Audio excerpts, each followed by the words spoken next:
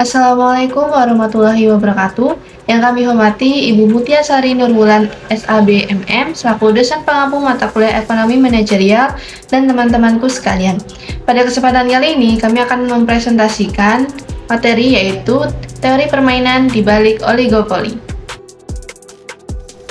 Kami adalah kelompok 6 yang terdiri dari saya sendiri, Lismawati, dengan UJM PM 133, lalu ada teman-teman saya yaitu Umi Nur Aisyah dengan UJM PM 028, selanjutnya ada Alia Dwi Ramadhani dengan UJM PM 121, lalu ada Nabila Agista Joshi dengan UJM PM 125, dan yang terakhir ada Rista Dwi Febriana dengan UJM PM 126. Materi pertama yang akan saya bahas adalah tinjauan umum permainan dan pemikiran strategis. Jadi, teori permainan sebenarnya adalah kerangka kerja untuk membantu dalam pengambilan keputusan. Yang pertama itu, ada permainan gerakan simultan. Jadi, setiap permainan membuat keputusan tanpa mengetahui keputusan pemain lain. Contohnya itu ada batu, kertas, gunting. Jadi, setiap pemain memilih salah satu dari 3 pilihan secara bersamaan. Contohnya dalam oligopoli, jika 2 perusahaan harus menetapkan harga tanpa mengetahui keputusan masing-masing, maka itu adalah permainan dengan gerakan simultan. Selanjutnya, kedua adalah permainan dengan gerakan berurutan. Jadi, satu pemain melakukan gerakan setelah mengamati gerakan pemain lain. Karena pemain bergantian melakukan gerakan. Contohnya itu permainan catur, yaitu dimainkan dalam bergantian memindahkan pionnya. Contohnya dalam perusahaan adalah menetapkan harga setelah mengamati pesaingnya. Jadi, maka itu adalah permainan dengan gerakan berurutan. Yang ketiga ada permainan satu tembakan. Jadi permainan ini permainan yang dimainkan hanya sekali. Jadi tidak ada kesempatan lain untuk belajar dari kesalahan atau menyesuaikan strategi. Contohnya tuh misalnya Anda setuju untuk memainkan satu dan hanya satu permainan catur dengan seorang saingan. Nah, Anda memainkan permainan satu pukulan. Nah, selanjutnya ada permainan berulang. Jadi permainan yang mendasarinya itu permainan yang dimainkan lebih dari satu kali. Permainan ini dimainkan lebih dari satu kali memungkinkan pemain untuk belajar dari pengalaman masa lalu dan menyesuaikan strategi. Jadi contohnya itu jika Anda setuju untuk permainan catur, nah jadi permainan catur 2 kali dengan seorang saingan, nah itu adalah contoh dari memainkan permainan yang berulang. Selanjutnya ada permainan simultan atau satu tembakan. Nah, jadi pemain harus membuat keputusan tanpa mengetahui keputusan yang dibuat oleh pemain lain. Fakta bahwa permainan adalah satu langkah berarti bahwa pemain akan memainkan permainan tersebut satu kali saja. Jadi berikut contoh dan teori umum yang digunakan untuk menganalisis keputusan tersebut. Nah, yang pertama itu ada strategi. Strategi adalah aturan keputusan yang menjelaskan tindakan yang akan diambil pemain dari setiap titik keputusan. Kemudian ada permainan bentuk normal. Jadi permainan bentuk normal ini menunjukkan pemain dalam permainan, kemungkinan strategi pemain dan hasil yang dapat didapat dari pemain dari strategi alternatif. Nah, jadi gambar 10 sampai dengan 1 ini merupakan bentuk normal permainan langkah serentak. Jadi sebut saja kita ada pemain A dan pemain B, dan kita dapat menganggap pemain ini sebagai manajer dari 2 perusahaan yang bersaing. Nah, pemain A memiliki 2 kemungkinan strategi, jadi dia dapat memilih ke atas atau turun. Demikian pula dengan pemain B, kiri atau kanan. Nah, hal ini menggambarkan bahwa pemain mungkin memiliki pilihan strategi yang berbeda. Selanjutnya adalah karena pemain pada tabel 10 ini adalah pemain satu langkah, jadi para pemain hanya dapat membuat keputusan atau harus membuat keputusan mereka pada saat yang bersamaan. Jadi bagi pemain A, keputusannya adalah atas atau turun. Jadi ketika pemain membuat keputusan pada saat yang sama, maka masing-masing pemain tidak tahu apa yang menjadi keputusan pemain lain. Selanjutnya ada strategi dominan. Jadi strategi dominan ini adalah strategi jika menghasilkan hasil tertinggi tanpa memperdulikan tindakan lawan. Nah, kemudian ada strategi aman. Jadi strategi aman ini strategi yang menjamin hasil tertinggi jika skenario terburuk terjadi. Jadi strategi aman ini dapat menggantikan dari strategi dominan. Nah, strategi aman itu memiliki 2 kekurangan. Yang pertama adalah strategi yang dapat konservatif dan harus dipertimbangkan hanya jika Anda memiliki alasan yang kuat untuk sangat menghindari resiko. Nah, yang kedua, strategi ini tidak dapat memperhitungkan keputusan optimal pesaing, dan dengan demikian dapat mencegah Anda dalam memperoleh hasil yang jauh lebih tinggi. Selanjutnya ada keputusan harga. Jadi pada tabel 10 sampai dengan 2 ini dapat diartikan, misalnya perusahaan A menetapkan harga tinggi sementara perusahaan B menetapkan harga rendah. Jadi A kehilangan laba 10 unit, sementara B memperoleh laba 50 unit. Jadi jika suatu perusahaan mengenakan harga tinggi dan perusahaan lain menurunkan harga tersebut, jadi perusahaan dengan harga lebih rendah itu akan mendapatkan semua pelanggan perusahaan lain. Dengan demikian memperoleh laba lebih tinggi dengan mengorbankan pesaingnya. Selanjutnya ada keputusan periklanan dan kualitas. Nah, jadi misalnya perusahaan kita tuh bersaing dengan perusahaan lain untuk mendapatkan pelanggan. Jadi kita dan pesaing itu tahu bahwa produk akan usang pada akhir tahun dan harus secara bersamaan menentukan apakah akan beriklan atau tidak. Nah, jadi iklan itu sebenarnya tidak meningkatkan permintaan tapi mendorong konsumen untuk beralih. Jadi jika kita dan pesaing beriklan, maka kedua kampanye iklan tersebut akan saling mengimbangi gitu. Namun jika salah satu saja yang beriklan dan yang lainnya tidak, perusahaan yang beriklan itu akan mendapatkan laba dan perusahaan yang tidak beriklan itu akan mendapatkan laba yang kecil. Jadi pilihannya itu apakah untuk memaksimalkan laba adalah beriklan atau tidak beriklan. Jadi jawabannya adalah permainan ini adalah permainan sekali tembak. Jadi strategi dominan untuk setiap perusahaan adalah beriklan. Jadi oleh karena itu pilihan yang memaksimalkan laba perusahaan adalah beriklan. Kolusi tidak akan berhasil karena ini adalah permainan sekali tembak gitu. Jadi jika kita dan pesaing setuju untuk tidak beriklan, maka akan dikhawatirkan akan terjadi kecurangan dalam perjanjian tersebut karena sudah saling mengetahui. Selanjutnya adalah keputusan koordinasi. Jadi jenis permainan ini tuh menggambarkan situasi di mana seorang pemain akan memperoleh hasil yang lebih tinggi ketika mereka memilih tindakan yang sama dengan pemain lain. Ada pemantauan karyawan. Nah, jadi teori permainan juga dapat digunakan untuk menganalisis interaksi antara pekerja dan manajer. Di bab 6 kita membahas masalah principal agent, di mana dapat terjadi tujuan yang bertentangan antara pekerja dan manajer. Nah, jadi manajer menginginkan pekerja untuk bekerja keras sementara pekerja itu menikmati waktu luangnya. Nah, dalam diskusi tentang masalah principal agent dan manajer dengan pekerja, salah satu cara manajer dapat mengurangi dorongan pekerja untuk malas itu adalah dengan melakukan pemeriksaan acak di tempat kerja. Pemantauan karyawan. Pertimbangkan jika manajer memiliki dua tindakan yang mungkin, yaitu yang pertama adalah memantau pekerja atau yang kedua tidak memantau pekerja. Pekerja memiliki dua pilihan. Yang pertama, bekerja atau bermalas-malasan. Jika manajer memantau sementara pekerja bekerja, maka pekerja menang dan manajer akan kalah. Manajer telah menghabiskan waktu untuk memantau pekerja yang sudah bekerja. Hal yang perlu diperhatikan dalam contoh ini adalah yaitu bahwa baik pekerja maupun manajer ingin merahasiakan tindakan. Dalam situasi seperti itu, para pemain merasa tertarik untuk melakukan strategi acak. Artinya, para pemain merandomisasi strategi yang tersedia. Misalnya, manajer melempar koin untuk menentukan apakah akan memantau atau tidak. Dengan demikian, pekerja tidak dapat memprediksi apakah manajer akan hadir untuk memantau mereka bekerja. Aplikasi game on shoot atau tawar-menawar NES.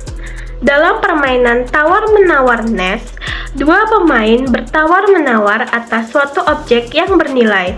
Dalam permainan tawar-menawar, satu tembakan dengan gerakan stimulan para pemain hanya memiliki satu kesempatan untuk mencapai kesepakatan. Dan tawaran yang dibuat dalam tawar-menawar dibuat secara bersamaan.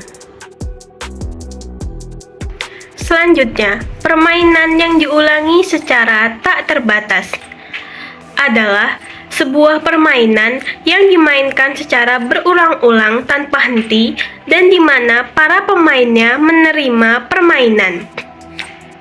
Pembayaran selama setiap permainan. Ketika sebuah permainan dimainkan berulang-ulang, pemain menerima pembayaran selama setiap pengulangan. Selama setiap pengulangan permainan, karena nilai waktu uang $1 yang diperoleh selama pengulangan pertama permainan lebih berharga daripada $1 yang diperoleh dalam pengulangan selanjutnya. Tinjauan nilai sekarang. Nilai suatu perusahaan adalah nilai sekarang dari semua keuntungan masa depan yang diperoleh oleh perusahaan. Dengan rumus sebagai berikut. P(F)' sama dengan P0 plus dalam kurung P1 per 1 plus I ditambah P2 per 1 plus I pangkat 2 ditambah dengan PR per Q plus I pangkat T besar sama dengan delta T PT per 1 plus 8 pangkat T kecil.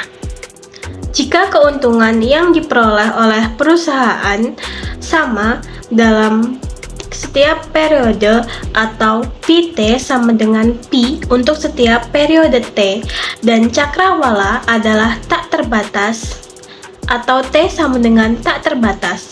Rumus ini dapat disederhanakan menjadi P(V) dalam kurung 1 plus I per I P. Mendukung kolusi dengan strategi pemicu. Strategi pemicu adalah strategi yang bergantung pada permainan sebelumnya yang dilakukan pemain dalam suatu permainan. Pemain yang menggunakan strategi pemicu, mereka akan terus memilih tindakan yang sama hingga pemain lain mengambil tindakan yang memicu tindakan berbeda oleh pemain pertama. Jika tidak ada perusahaan yang berbuat curang dalam perjanjian kolusi, maka setiap perusahaan akan memperoleh $10 setiap periode selamanya. Namun, jika satu perusahaan bermain sesuai perjanjian, perusahaan lain dapat berbuat curang dan memperoleh laba langsung sebesar $50, bukan $10. Jadi, tetap ada keuntungan langsung bagi perusahaan yang berbuat curang dalam perjanjian. Mempertahankan hasil kooperatif dengan strategi pemicu dengan rumus yaitu P-CHIT dikurang P-CHOP per P-CHOP per P pangkat N besar kurang dari sama dengan 1 per I dengan keterangan I adalah tingkat bunga, P-CHOP adalah hasil satu kesempatan kooperatif untuk seorang pemain, P-CHIT yaitu hasil satu tembakan maksimum jika pernah melakukan kecurangan pada hasil solusi, dan P(N) adalah imbalan keseimbangan Nash one shot. Sisi kiri menggambarkan keuntungan satu kali karena melanggar perjanjian kolusi hari ini. Sisi kanan menggambarkan nilai sekarang dari apa saja yang akan dikorbankan di masa mendatang dengan berbuat curang hari ini. Hasil kerjasama atau kolusi dapat dipertahankan dalam permainan yang diulang tanpa batas dengan strategi pemicu berikut. Bekerja sama asalkan tidak ada pemain yang pernah melakukan kecurangan di masa lalu. Jika ada pemain yang pernah melakukan kecurangan, maka hukum pemain tersebut dengan memilih strategi keseimbangan Nash one shot forever. Oke, selanjutnya kita akan membahas soal mengenai mempertahankan hasil kooperatif dengan strategi pemicu. Nah, jadi contoh soalnya itu ialah misalkan perusahaan A dan perusahaan B berulang kali menghadapi situasi yang disajikan dalam tabel 10.7 dan tingkat bunganya adalah 40%. Nah, perusahaan-perusahaan tersebut setuju untuk mengenakan harga tinggi setiap periode asalkan tidak ada perusahaan yang pernah melanggar perjanjian ini di masa lalu. Pertanyaannya yang pertama, berapa keuntungan perusahaan A jika melakukan kecurangan dalam perjanjian kolusi? 2. Berapa keuntungan perusahaan A apabila tidak berbuat curang dalam perjanjian kolusi? Yang ketiga, apakah terjadi keseimbangan di mana perusahaan mengenakan harga tinggi setiap periode? Oke, kita bahas persatu. Yang pertama, ialah berapa keuntungan perusahaan A jika melakukan kecurangan dalam perjanjian kolusi. Nah, jika perusahaan A berbuat curang dan perusahaan B menaati perjanjian, nah maka perusahaan A itu dapat mendapatkan keuntungan $50 hari ini, tetapi 0 selamanya setelahnya, karena sudah tidak berkolusi lagi. Nah, yang kedua, berapa keuntungan perusahaan A apabila tidak berbuat curang dalam perjanjian kolusi? Nah, apabila perusahaan A tidak melakukan kecurangan dan perusahaan B menaati perjanjian kolusi, maka kita dapat menghitung dengan rumus ya. Rumusnya itu yang telah dibahas oleh teman saya sebelumnya, yaitu 10 dalam kurung 1 plus I per I. Nah, jadi 10 dalam kurung 1 plus, ini kan tingkat bunganya 40%, jadi itulah tingkat suku bunganya 40% atau setara dengan 0,4. Jadi 10 dalam kurung 1 plus 0,4 berkurung per 0,4.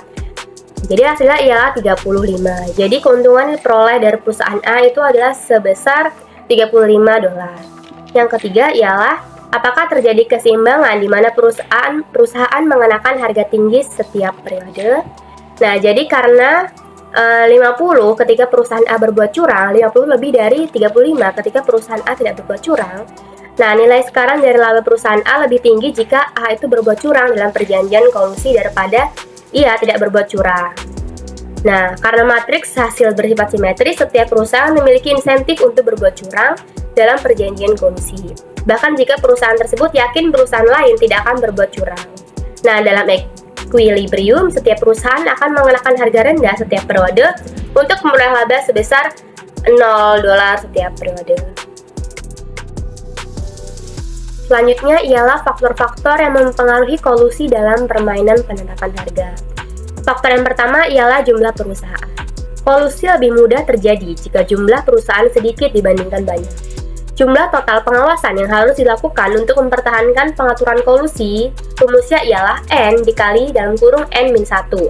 Nah, misalkan, jika ada 5 perusahaan, nah setiap perusahaan harus memantau 4 perusahaan lainnya, sehingga jumlah total monitor yang dibutuhkan di pasar adalah 5 dikali N1, 5 dikurang 1, 4, jadi 5 dikali 4 adalah 20. Nah, jadi biaya pemantauan pesaing mengurangi keuntungan yang didapat dari kolusi. Nah, jika jumlah perusahaan cukup besar, nah biaya pemantauan menjadi sangat tinggi dibandingkan dengan keuntungan kolusi, sehingga tidak ada gunanya memantau tindakan perusahaan lain. Yang kedua ialah ukuran perusahaan. Nah, biaya pemantauan dan pengawasan merupakan bagian yang jauh lebih besar dari total biaya untuk perusahaan kecil daripada untuk perusahaan besar. Nah, dengan demikian, mungkin lebih mudah bagi perusahaan besar untuk memantau perusahaan kecil daripada bagi perusahaan kecil untuk memantau perusahaan besar. Misalkan, perusahaan besar dengan misalkan mempunyai 20 gerai, dapat memantau harga yang dikenakan oleh pesaing kecil dengan 1 gerai saja. Nah, hanya dengan memeriksa harga di satu toko tersebut. Tapi, untuk memeriksa harga pesaingnya, perusahaan yang lebih kecil yang hanya satu gerai itu harus mempekerjakan individu untuk memantau 20 gerai. Jadi minimal tuh ada 20 pekerja untuk memantau masing-masing gerai itu satu. Nah, lalu yang ketiga ialah sejarah pasar. Salah satu cara perusahaan mencapai kesepakatan untuk berkolusi adalah dengan mengadakan pertemuan secara eksplisit dan memperingatkan secara lisan pesaing mereka agar tidak mencuri pelanggan mereka atau mereka akan dihukum atau dengan kolusi diam-diam. Nah, kolusi diam-diam ini terjadi ketika perusahaan tidak secara eksplisit bersekongkol untuk berkolusi, tetapi melakukan kolusi secara tidak langsung, secara diam-diam. Nah, misalkan dalam banyak kasus perusahaan belajar dari pengalaman bagaimana perusahaan lain akan berperilaku di pasar. Jika suatu perusahaan mengamati dari waktu ke waktu bahwa ia dihukum setiap kali ia mengenakan harga rendah atau mencoba mencuri pelanggan dari pesaing, pada akhirnya ia akan belajar bahwa ia tidak membayar untuk mengenakan harga rendah. Nah, dalam kasus ini, kolusi diam-diam akan menjadi hasil yang mungkin terjadi. Nah, sebaliknya, jika suatu perusahaan mengetahui dari waktu ke waktu bahwa lawannya tidak dapat menghukumnya dengan sukses karena menurunkan harga, kolusi diam-diam tidak akan mungkin terjadi. Nah, faktor yang terakhir atau yang keempat ialah mekanisme hukuman. Misalkan dalam pasar harga yang ditetapkan di masa satu harga ditetapkan dan dibebankan kepada semua pelanggan perusahaan. Nah, biaya untuk menghukum lawan lebih tinggi daripada di pasar di mana pelanggan yang berbeda diberi harga yang berbeda. Nah, jika satu harga dibebankan kepada semua pelanggan, perusahaan yang ingin menghukum pesaing dan mencuri pelanggannya tidak hanya harus mengenakan harga rendah kepada pelanggan pesaing, tapi juga harus menurunkan harganya kepada pelanggannya sendiri. Nah, ini pada dasarnya adalah apa yang harus dilakukan pengecer untuk menjauhkan pelanggan dari pengecer lain. Oke, selanjutnya ialah aplikasi permainan yang diulang tanpa batas pada kualitas produk. Nah, teori permainan yang diulang tanpa batas dapat digunakan untuk menganalisis keinginan akan kebijakan perusahaan seperti garansi dan jaminan. Nah, secara efektif permainan terjadi antara konsumen dan perusahaan. Nah, pada dasarnya konsumen menginginkan produk yang tahan lama dan berkualitas tinggi, juga harga yang murah. Nah, sementara perusahaan ini pasti ingin memaksimalkan laba. Nah, dalam permainan satu kali, laba yang diperoleh perusahaan harus diperoleh hari ini. Tidak ada prospek untuk bisnis yang berulang. Jadi tidak untuk bisnis jangka panjang. Nah, jadi dalam permainan satu kali, perusahaan mungkin memiliki insentif untuk menjual produk yang jelek. Hal ini terutama berlaku jika konsumen tidak dapat menentukan kualitas produk sebelum membeli. Nah, tabel 10.8 ini, jika konsumen memutuskan untuk membeli produk, perusahaan akan mendapat keuntungan dengan menjual produk berkualitas rendah karena laba 10 lebih baik daripada satu yang akan diperoleh dengan produk berkualitas tinggi. Nah, dari tabel itu kan dapat dilihat ya, jika perusahaan memproduksi produk berkualitas yang rendah dan konsumen membelinya, maka perusahaan akan mendapatkan keuntungan sebesar 10, sedangkan konsumen akan rugi atau kehilangan 10. Nah, mengingat produk berkualitas rendah, konsumen memilih untuk tidak membeli karena 0 tidak membeli itu lebih baik daripada kehilangan 10 dengan membeli produk yang berkualitas rendah. Namun karena konsumen memilih untuk tidak membeli, maka perusahaan itu tidak mendapatkan keuntungan atau tidak mendapatkan pemasukan, sehingga perusahaan tidak dapat memproduksi produk yang berkualitas tinggi. Jadi kesimpulan dari aplikasi permainan yang diulang tanpa batas pada kualitas produk, yang pertama, jika suatu perusahaan ingin menjadi perusahaan yang terus beroperasi atau perusahaan yang berjangka panjang, itu tidak ada gunanya untuk menipu atau menjual produk berkualitas rendah kepada pelanggan, karena itu akan hanya mendapatkan keuntungan satu kali. Walaupun keuntungan satu kali lebih besar daripada keuntungan lainnya, tapi itu akan menyebabkan kerugian di penjualan di masa yang mendatang. Yang kedua, kita harus menyadari bahwa setiap proses produksi kemungkinan memiliki proses yang buruk, di mana beberapa produk berkualitas rendah diproduksi karena kesalahan yang tidak disengaja. Nah, biasanya perusahaan itu memproduksi produk berkualitas rendah bukan karena sengaja, tapi dikarenakan kesalahan teknis seperti mesin yang sudah mengalami penyusutan yang sangat banyak. Jadi karena itu. Permainan yang diulang secara terbatas. Di sini dipertimbangkan dua kelas permainan oligopoli yang diulang secara terbatas. Pertama, permainan di mana para pemainnya itu tidak tahu kapan permainan akan berakhir. Sedangkan yang kedua, permainan di mana para pemainnya itu tahu kapan permainan akan berakhir. Topik pertama, game dengan periode akhir yang tidak pasti. Misalkan, dua perusahaan duopoli memainkan permainan penetapan harga yang secara berulang hingga produk mereka itu menjadi usang dan pada titik tersebut permainan itu berakhir. Jadi kita mempertimbangkan permainan yang diulang secara terbatas. Nah, misalkan perusahaan itu tidak mengetahui tanggal pasti kapan produk mereka akan menjadi usang. Jadi ada ketidakpastian mengenai periode akhir permainan tersebut. Di sini ada contoh tabel permainan penetapan harga yang berulang secara tak terbatas. Nah, jadi misalkan probabilitas bahwa permainan akan berakhir setelah permainan tertentu itu di atas 0, di bawah 1, atau dikatakan theta. Nah, jadi ketika perusahaan itu membuat keputusan penetapan harga hari ini, ada peluang bahwa permainan itu akan dimainkan lagi besok. Dan jika permainan dimainkan lagi besok, itu pasti ada peluang bahwa permainan akan dimainkan lagi keesokan harinya dan seterusnya. Ternyata, Ketika terdapat ketidakpastian mengenai kapan tepatnya permainan akan berakhir, permainan yang dilakukan secara terbatas di tabel ini tuh mencerminkan analisis tentang permainan yang diulang secara tak terbatas.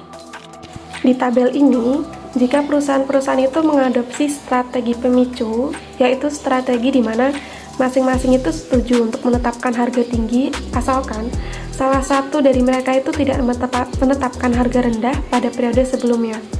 Nah, jika sebuah perusahaan itu menyimpang atau melanggar kesepakatan dengan menetapkan harga rendah, perusahaan lainnya itu akan menghukum dengan menetapkan harga rendah sampai permainan berakhir. Di tabel ini, dengan mengasumsikan tingkat bunga adalah 0, sehingga perusahaan-perusahaan itu tidak mendiskon keuntungan masa depan. Dengan strategi pemicu seperti itu, jika A curang dengan menetapkan harga rendah, ketika B menetapkan harga tinggi, keuntungan A hari ini itu kan $50, sedangkan keuntungan B itu rugi $40. Nah, tetapi keuntungan A akan 0 pada semua periode yang tersisa dalam permainan. Hal ini terjadi karena kecurangan hari ini itu akan memicu perusahaan B untuk menetapkan harga rendah di semua periode mendatang. Contoh keduanya, permainan iklan billboard. Di sini ada tabel. Soalnya, dua produsen rokok berulang kali memainkan permainan iklan papan reklame dengan gerakan simultan. Nah, jika keduanya beriklan, itu kan masing-masing memperoleh laba sebesar $0 juta. Jika tidak ada yang beriklan, masing-masing memperoleh laba sebesar $10 juta. Tapi jika satu beriklan dan yang lain tidak, perusahaan yang beriklan itu memperoleh laba sebesar $20 juta dan perusahaan lainnya merugi sebesar $1 juta. Nah, jika ada peluang sebesar 10% bahwa pemerintah itu akan melarang penjualan rokok pada tahun tertentu, dapatkah perusahaan-perusahaan tersebut berkolusi dengan menyetujui untuk tidak beriklan? Jadi jawabannya,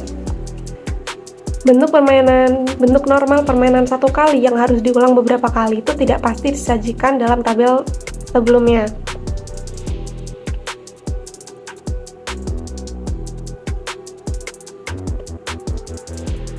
Jawabannya, misal para pemain telah mengadopsi strategi pemicu di mana masing-masing itu setuju untuk tidak beriklan asal perusahaan lain tidak melakukan pengiklanan dalam periode sebelumnya.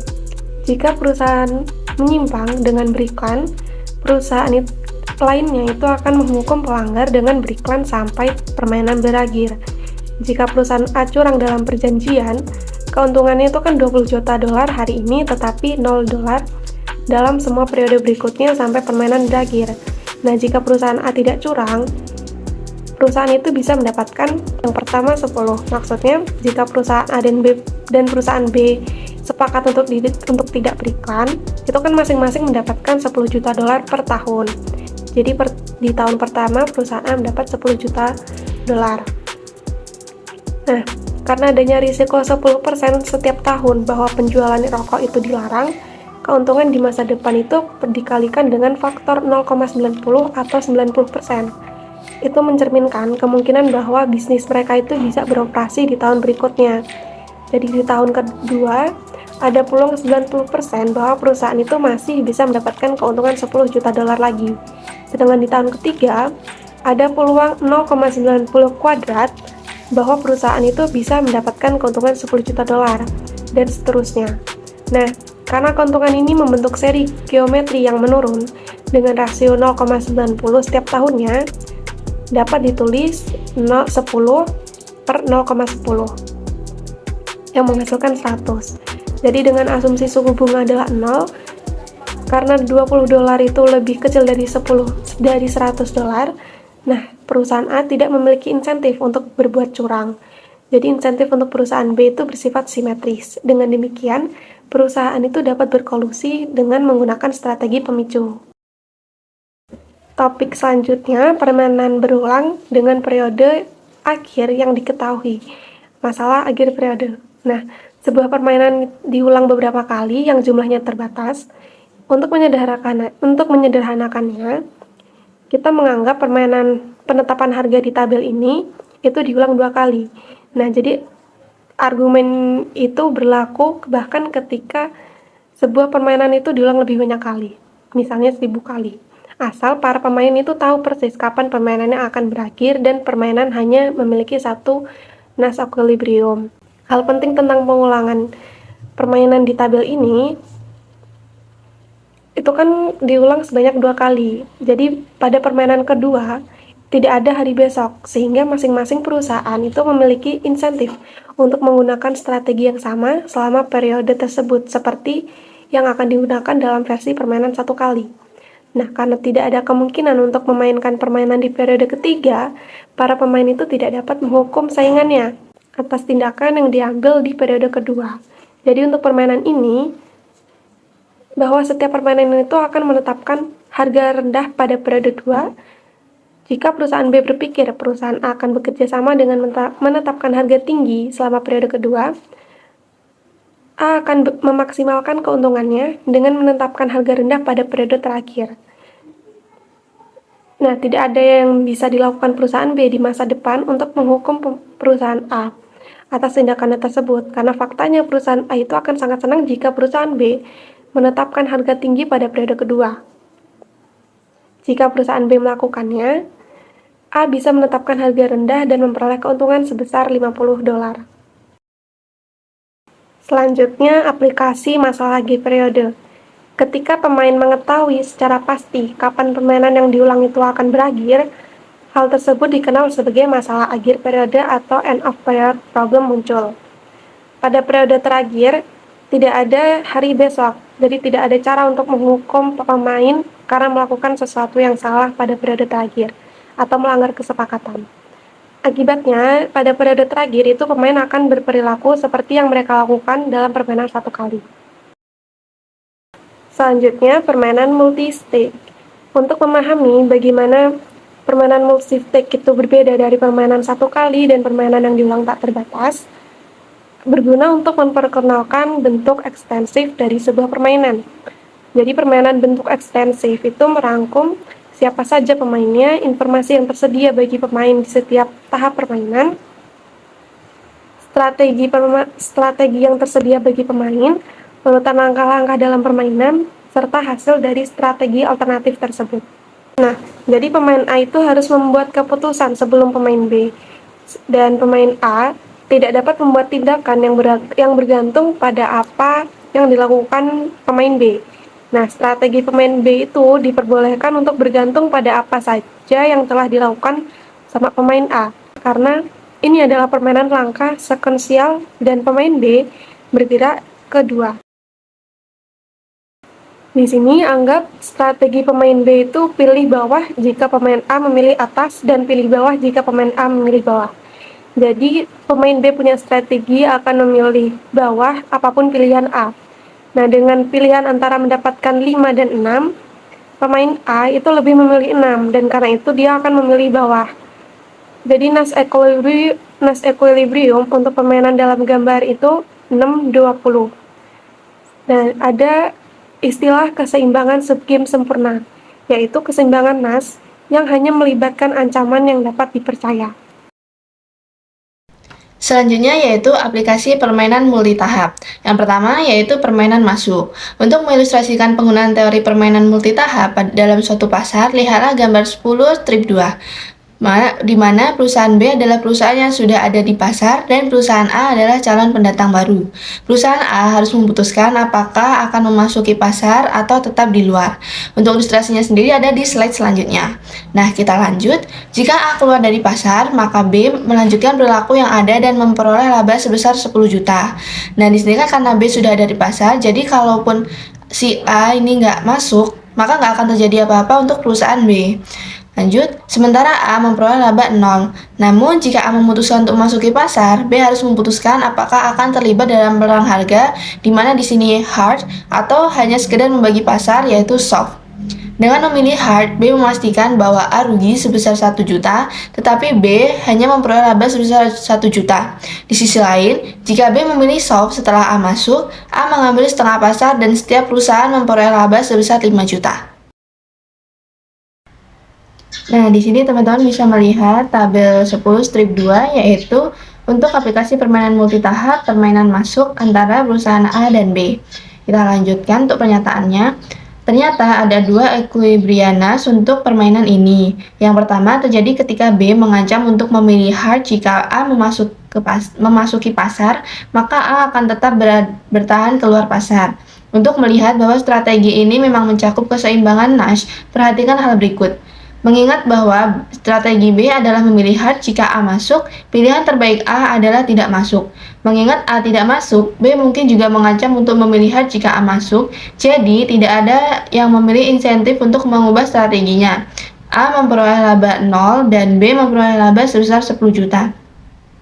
Nah, di sini ada equilibrium Nash, yaitu A memilih tidak masuk atau out, dan B tetap berada pada pasarnya sehingga memperoleh keuntungan 10 juta. Di sini untuk tabelnya yaitu yang di bawah, A memilih out dan memiliki keuntungan 0, sedangkan B keuntungannya 10 juta. Tetapi ini bukan equilibrium permainan yang sempurna karena ancaman B kepada A ini dianggap tidak kredibel, di mana B mengancam untuk perang harga atau hard jika A masuk, di mana sedangkan A adalah perusahaan baru yang tentunya belum memiliki pelanggan tetap sehingga ia akan memperoleh kerugian sebesar 1 juta. Nah, keseimbangan Nash lainnya yaitu jika A tetap masuk dan B memilih untuk bermain soft atau membagi pasarnya. Ini lebih menguntungkan untuk A dan B karena keduanya akan mendapat laba sebesar 5 juta. Oleh karena itu, karena A memilih masuk karena ancaman B ini tidak kredibel, sehingga B tidak ada pilihan lain dan pilihan terbaik B adalah memilih untuk bermain soft sehingga dia mendapat untung 5 juta. Karena untung 5 juta lebih baik daripada 1 juta dengan B bermain secara hard jika A masuk.